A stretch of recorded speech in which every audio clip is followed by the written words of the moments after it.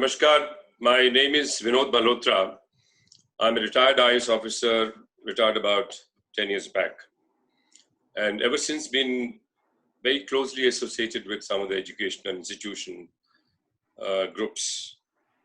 More out of my passion for this particular field and also very strong desire to keep on learning. And I couldn't think of a better platform than an educational institution or platforms of that kind, which could possibly give me a great opportunity to keep on learning. And I do intend to learn, keep learning, hopefully till my last breath. And it's been giving me a tremendous amount of enjoyment and pleasure. And apart from that, insight into several things which I was not able to do earlier. Last 10 years, or probably a little more than that, I've been observing the evolution of the education process, systems, institutions in our country. And I have no hesitation saying, and I think it's something which is very clear, evident to everybody, the kind of changes that have happened in the last 10, 15 years in the education landscape of India have been absolutely phenomenal. There have been some paradigm shifts in several areas in terms of content, in terms of pedagogical innovations, in terms of introduction of some very project-based learning as distinguished from the didactic style of learning.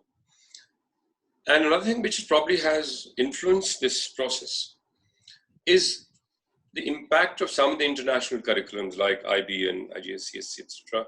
And there's been some kind of fusion, and eventually the Indian education system really has benefited from that. Changes have been happening over time, but I also must admit, changes that have taken place last 3 months have been absolutely tectonic, to use the word. There's been a complete overhaul, complete change of perspective by which we used to look at the education institutions, education managers, promoters, and most important, teachers. 24th March, the Prime Minister announced the lockdown. And I think after that, 25th March onwards, you will all agree, everything in this country was shut. The shops were shut, the restaurants were shut, the malls, cinema halls.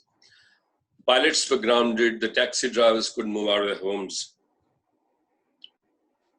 Government offices were not functioning. But my dear friends, one particular institution which did not shut shop, and that is the institution of education. It continued. In fact, it continued with a much greater vigor because they really had to revisit the entire process by which they would deliver. Children were at home, teachers were at home. They could not connect with each other on a real-time situation, but students and the parent community wanted the education to continue as if things had not changed. Now, how do you imagine reinventing the entire process, the content, pedagogical situations, the manner of delivery to students whom you could not even see? But as they say, the necessity is mother of invention. Suddenly we found a large number of technological platforms mushrooming. Things like Zoom came into operation. We had Microsoft Teams, we have Google Hangouts, and a lot of other platforms, which were then leveraged by the teachers. And that had to be done with a lot of imagination could possibly happen. Because none of them, large majority of them were not conditioned and used to that particular method of teaching. There's a great responsibility, and I have no hesitation saying that teaching community in India, and I'm sure it must be having the world over, took on this responsibility with such great elan, aplomb, and tremendous amount of excitement. It seems to me that one of the greatest treasure that we have in this country, I have, if not been exaggeration, state that our teaching community is a national treasure. We need to preserve that treasure with all our strength, with all our commitment. There is a great amount of opportunity for us, for our country, where we can all see that the typical economic activity, like the manufacturing, like the nuclear issues, the defense, the transportations, etc., and it's typical brick and mortar kind of industry, economic activity will take probably much longer time. But the word we all understand is now heavily moving towards knowledge economy. And I think this is a great opportunity for a country like India to harness its tremendous amount of intellectual capital, knowledge economy. And I think there's no reason why we can't become world leaders.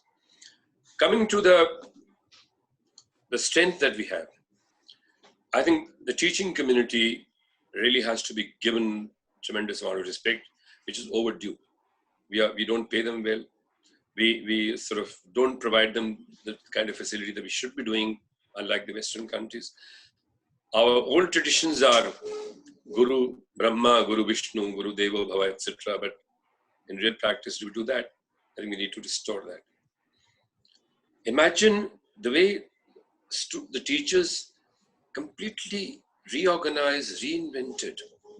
They were not familiar with the kind of situation challenges that they were going to face. 40, 50 students sitting in their own respective homes, along with the parents sometimes. And parents become the watchdogs. Parents keep on saying all kinds of things, criticizing the pronunciation, accent, concept, clarity, etc. What the hell? I mean, the teacher has got to face all that. And then he or she's got to make that kind of adjustment to make sure she's not able to see the body language of the child. She's not even aware of what the child is doing, whether the absorption is happening or not. But despite all these challenges, she's been performing and delivering with absolute commitment. I know a lot of teachers who used to earlier work for about 7 to 8 hours are now working for more than 12 hours. My heart goes out to them. My salutation to all the teaching community in this country. And I think it's time that we started respecting this great national treasure. I would also like to mention that a lot of parents keep on making certain statements that now, since they have an opportunity to sometime sit next to the student, the child, and probably simultaneously listening to what is being delivered, they make certain comments. I would like to mention to these parents, you're not a trained teacher. You may be a trained parent at the most, but you're not a trained teacher. The person who's talking to your child is a trained teacher. He carries an experience. He knows the art of teaching. She knows what to say, when to say, how much to say. So please respect her word. There are certain issues, I'm sure these can be addressed. I would also make a strong urge for the teacher, the management, the schools, and I would personally request all the parents to make sure that the sustenance part of this program, of the teaching, because I'm sure they would want the child to keep on studying every day, day in and day out. And now a lot of add-on activities are happening with children as teaching communities adding on to co-scholastic activities. So they're hugely busy, they're hugely occupied in trying to deliver the best. So it is the society's responsibility that if you want your child to continue to be engaged in a fruitful, productive educational paradigm, you got to support that. You got to pay the fees in time. You have to make sure that at the end of it all, teacher sustenance depends upon no other source except the one which is given by you on a regular basis.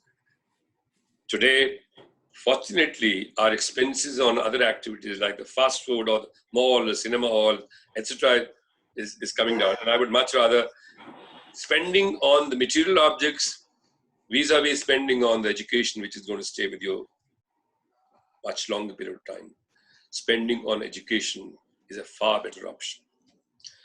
Again, my humble and a great felicitation to all my teaching community in this country. We've done a fantastic job. And my salutation to all of you. What has really happened is India has discovered a new category of teachers, highly motivated, very strong, technologically very grounded. India has discovered great teachers. And I think teachers also have discovered themselves the kind of potential they have. Thank you very much.